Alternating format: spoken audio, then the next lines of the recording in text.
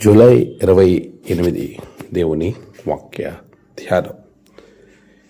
ఇశ్రాయేలుకు రాజు అయిన యెహోవా మీ మధ్య ఉన్నాడు. జెఫన్యా 3:15. మన ప్రభువైన యేసుక్రీస్తు నామములో మీ అందరికీ ఈ ఉదయం శుభములు తెలియజేస్తూ ఉన్నాను. ప్రియులారా, దేవుని మహాకృపలో మరొక నూతన దినము చూచే ధన్యత దేవుడు దయచేశాడు. మీరు క్షేమంగా ఉన్నారు అని నేను నమ్ముతూ ఉన్నాను. ఈ నూతన దినములో ప్రభు ఇచ్చే వాగ్దానం చూడండి. ఇశ్రాయేలు రాజు అయిన యెహోవా మీ మధ్య ఉన్నాడు.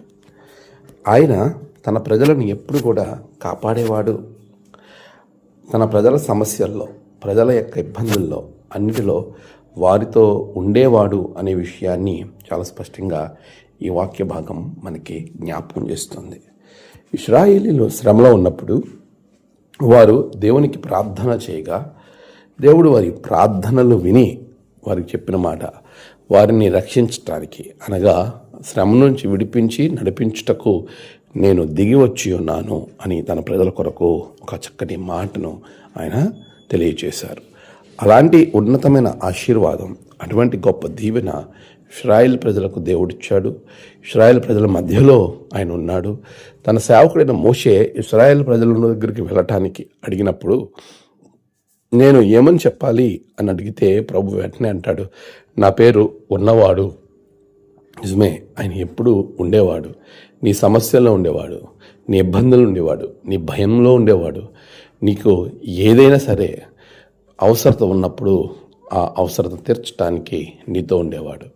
అందుకే ప్రభు అంటున్నాడు, ఇశ్రాయేలు దేవుడైన యెహోవా నీ మధ్య ఉన్నాడు. భయపడద్దు, ప్రతి విషయానికి ప్రభువే నీకు సహాయం చేస్తాడు.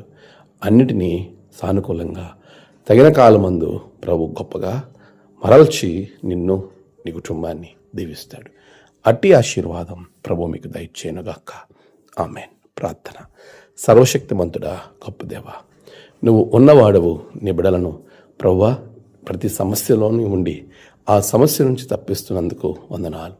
నేడు ప్రయాణాలు, పనులు, తలపెట్టిన కార్యాలలో బిడ్డలకు గొప్ప జయము దయచేయండి. నేడు జన్మదినము, వహదినము, ఆయా విశేష దినములు జరుపుకున్న బిడ్డలను బహుగా దీవించండి. తమ ప్రియులను కోల్పోయి ఆదరణ వరకు ఎదురు చూస్తున్న బిడ్డలకు నెమ్మదిని దయచేయండి. అనారోగ్యంతో ఉన్న వారికి మంచి ఆరోగ్యాలు దయచేయండి.